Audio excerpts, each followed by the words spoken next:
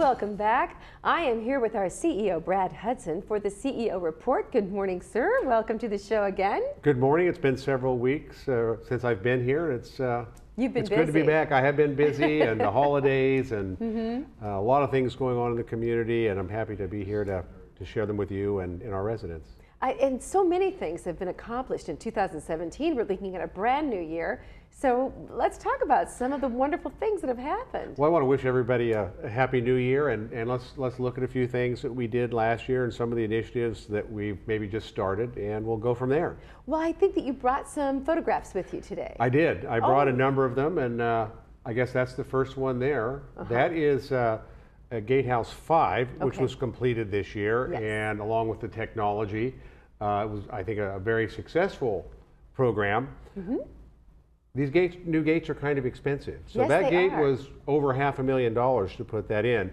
So what we started doing is refurbishing our old gates. So this is Gatehouse 8 here. Oh, yes. And we were able to refurbish this one for around $20,000. And Gatehouse 5's refurbishment was around $500,000. Oh, $500,000. Well, that's quite a difference. It was a whole new gate. And so we've changed the program. Now we're going forward with fixing up the gates we have, right, for $20,000, and taking that money and spending it on other things that are important to our residents. Well, that's a savings then. We think we'll be $3 or $4 million in the black just by making that small change.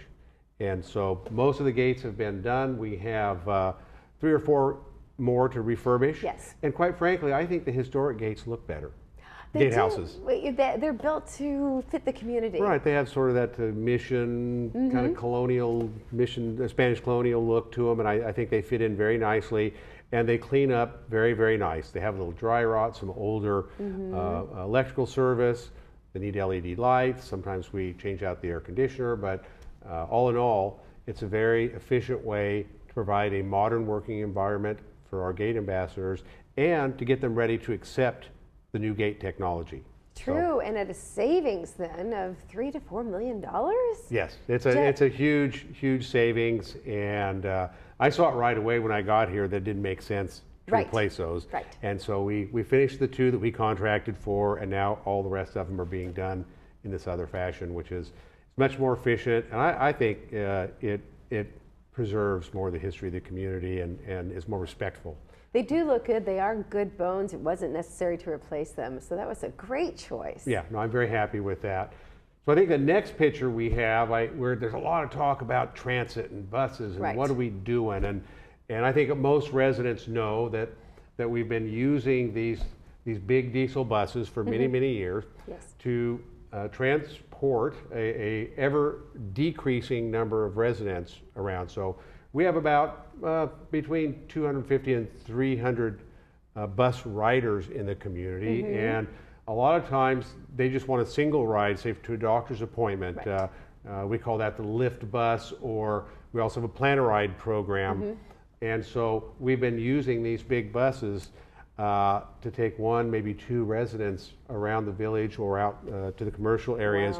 It is incredibly inefficient to use a 24-person bus to transport 1 person. That's self-evident. And so we've acquired some other vehicles that are a little more appropriate for that task. And so we can transport 2 or 3 residents at a time, even 1 in a vehicle like this. The maintenance and the cost per mile is much less, and it's just a more appropriate use. So we're making a lot of changes today. Our first smaller gas-operated bus arrives. It's a 9-person bus, and it'll be used for some of the plan a ride stuff, but also for our fixed route transit system as well. So we're making a lot of changes in that. It's a very expensive program, approaching $3 million a year. For such a small number of residents, it really is expensive, and so we want to maintain that by lowering the cost. And hopefully attracting more riders with a better, more modern service. So, well, how does that new bus look? You just got the new bus. You know, I haven't got a picture of it yet, but maybe for our next show we'll show it off a little bit. By that time it'll be making its way around the community, and residents will have already seen it for themselves. But streamlining that program has really streamlined the budget and the costs.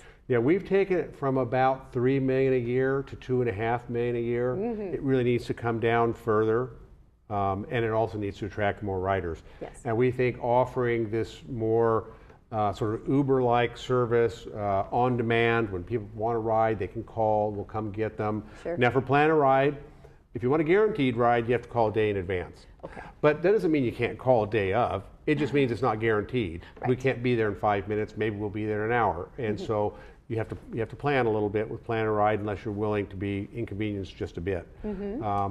But we've now discontinued fixed routes on the weekends and holidays, and we're only doing plan a ride, which is more the Uber-like service. Right. And so far it seems to be working pretty well, but we'll continue to watch it and make improvements and listen to resident input, and hopefully pick up some additional ridership, save some money through additional efficiencies, and just have a better overall system.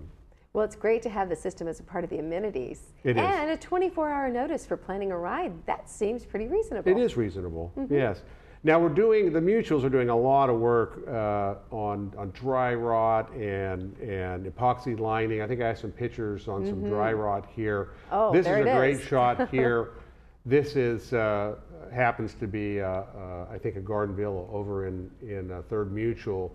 Yep. You can see the substantial amount of dry rot within those structural elements there. Right. It's one thing to have a little dry rot, on the cosmetic board Yes. affixed to the external features of a manor, but here you've got a structural beam that is Yes. suffered greatly, and so we'll take that out, replace it, and then restucco it, and you'll see something that looks like that. Oh, and it looks so nice. And so both the mutuals, United and Third, have very aggressive dry rot program. Yes. Third has a lot of large buildings, and they have more structural elements that need attention, but both have significant dry rot, and we're addressing in both mutuals some of that dry rot through our prior to paint program.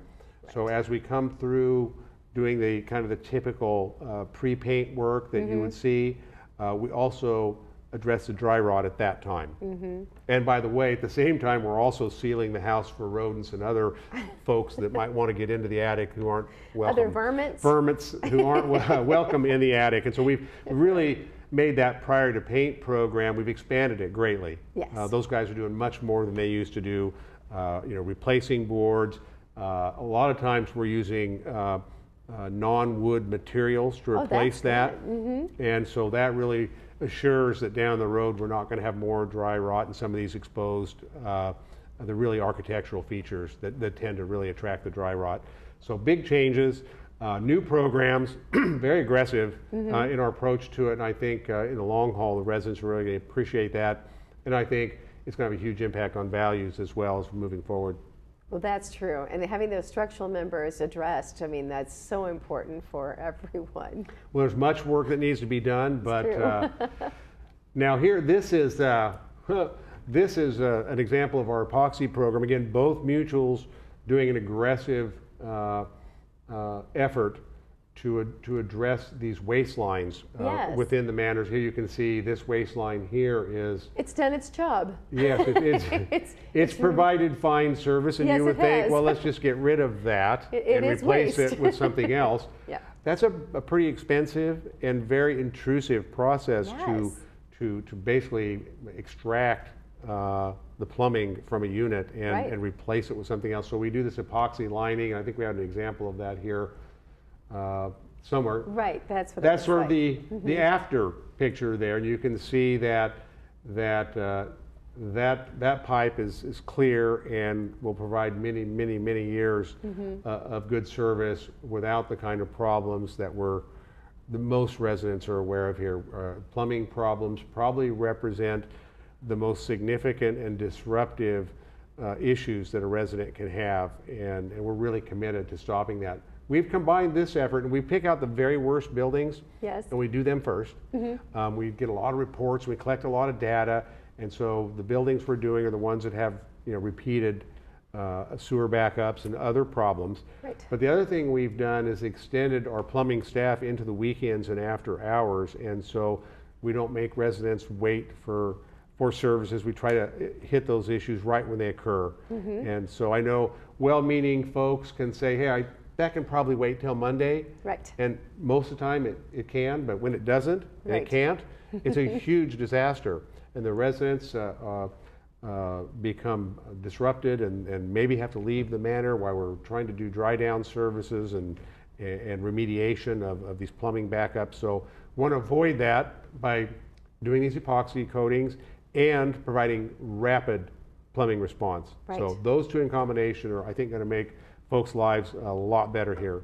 And we're pretty happy with the results thus far. Gives them a lot of peace of mind. All right, what else do we have here? Oh, let's see. Next. Oh, yes, this is, you know, you always hear residents get concerned about this big project or that big project. And truth be told, there's very few big projects. We do a lot of little projects, almost all little projects, maintenance type projects. And this is an example here where the carpet at the bar at Clubhouse 5 was worn out, and then we went ahead and replaced it with new carpet. And that looks good. It looks really, really good. Yeah. And we've been getting very positive reviews from residents. We painted and did a few other things in there. It looks like a whole new space. It does. It's much better. There's a number, I got a number of these smaller projects in here. We can go to the next one. Again, I've shown this before. This is the old planters at Clubhouse 1. It's out in the courtyard where there's a lot of classes and Tai Chi and other activities that occur.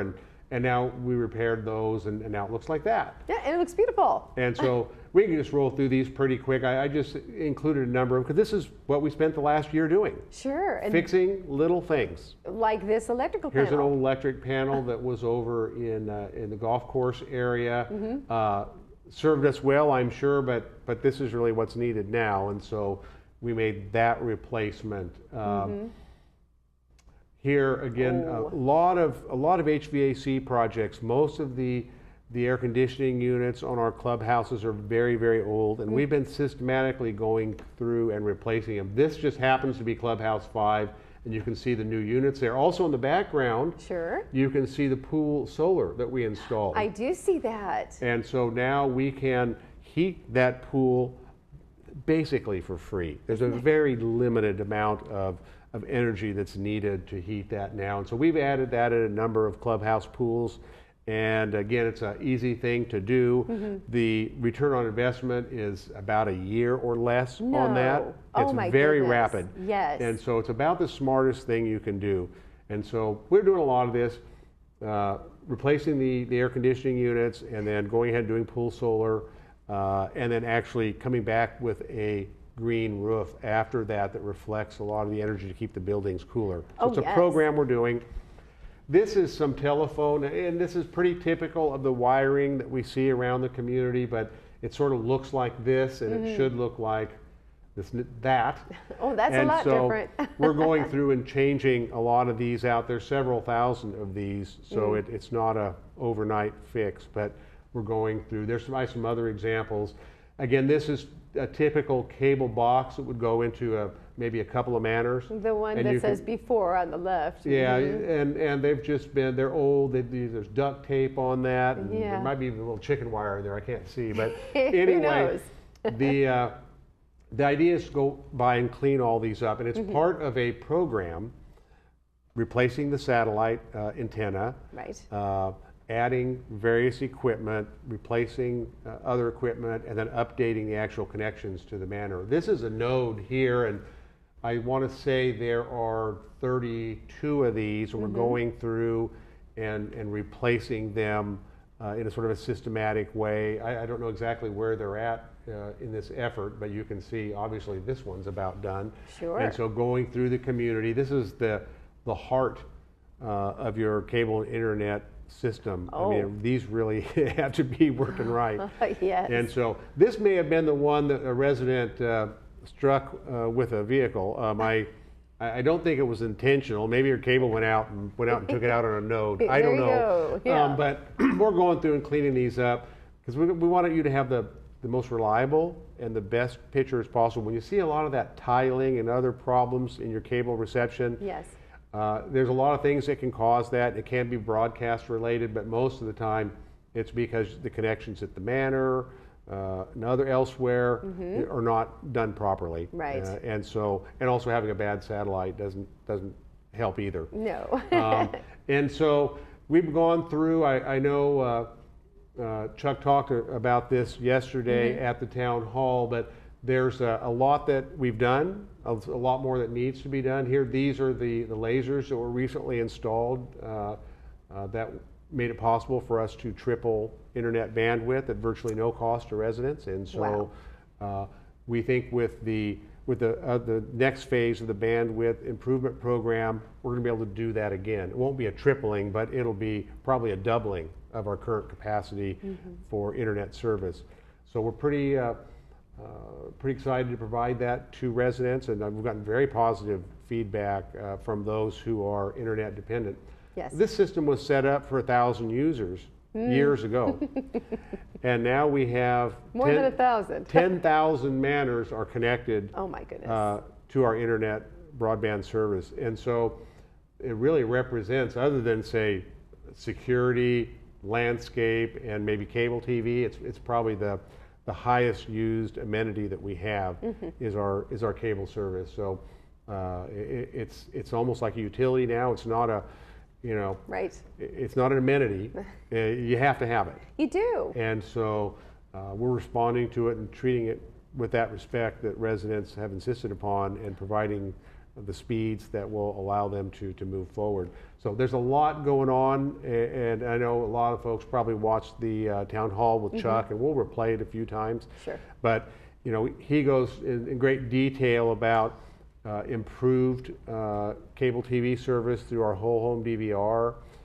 We talk about the internet service. We talk about what's going to happen to analog TVs and sort of phasing of those out over the next year, and moving forward with a much more robust and dynamic cable TV system for our residents. So all in all, we've been pretty busy, and there's many other things that we're working on too. I just thought I'd recap some of the things that we spent time on this year, and just share with residents how much we enjoy serving them. And the staff loves to tackle these little projects because, a big project here is hard to do. Yes. You've got all these committee meetings and town halls and this and that, and 10 years later you might actually build something. You see something that's broken and you just go fix it. Right. That happens in a month. Yes. And so that's very rewarding. Big projects are rewarding too, but for me, fixing these smaller issues that affect residents in their everyday lives is much more rewarding and exciting. And I meet with residents every day, and they come in with very small things that they want help with, and we're able to help them, and it's very rewarding. I find that part of this work better than any place I've ever worked before. Well, that's so good to hear, and it does sound like 2017 was a rewarding year with lots of things accomplished. And there'll be much more done in the coming year. We've got more gatehouses to complete. We've got over 2,000 cable boxes to upgrade, and so Chuck's coming forward with a plan on that. I think the nodes and vaults, we've got those handled, but several thousand boxes is a lot of boxes, and so we'll have to plan that. We've got a lot of energy projects that we're moving forward with. It just goes on and on and on. We've been making improvements to garden centers and to clubhouses, and no stone is unturned. And if residents know about something out there that's not working right, that's broken, come in and see me or send me an email. I'd love to get on it for you, because we want to fix everything here. Well, it looks like you're well on your way to doing exactly that. Yes, that's what we want to do. That's been the charge, is let's take some of this deferred maintenance and let's knock it out. And so that's what mostly you'll be seeing. Will that get the headlines? Probably no. But at least you'll be able to get the headlines because of the fixins. Yeah, well, everybody gets excited about the big stuff, the new clubhouse or the this or that, or but little things that should have been taken care of a long time ago don't really get headlines. You just fix them because they need to be fixed. And in the long run, if you do enough of that, it raises the entire community. And so that's really what we're shooting for here.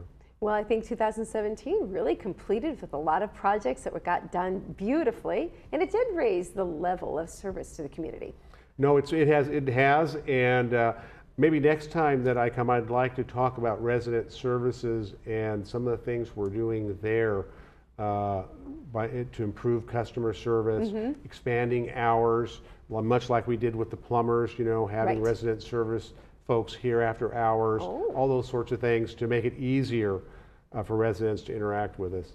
Well, it all looks wonderful. I enjoy the new website as well. You know, that's a big enhancement too, and we're adding some functionality to that shortly that will allow folks to conduct business over that website, pay for things, make reservations, do other business with us for those that don't want to come in. We're happy to have you all come in. You know, I've got the coffee pot on, we've got a few cookies out there, and residents are always welcome. The community center, at my office, we have a very open and welcoming atmosphere there, and we have some wonderful community art that's on display. It's beautiful. At the community center. We get a lot of residents come in just to look at that. So, yeah, come on down. But if you don't want to in the future, that's fine. We're going to provide some online capability for you to transact business with us, and for residents who are frequently out of the area, that'll make it very easy for them to take care of business without actually being here physically. That's true. It is a nice website too, and all of these wonderful plans that have been carried out in 2017 are going forward in 2018. They are. Well, it's so great to hear about these wonderful things, and thank you for being here with us. Well, thank you. It's always a pleasure, and I look forward to coming back in a few weeks. Oh, good. We look forward to having you back. Thank you. And thank you for joining us. We'll be right back after this.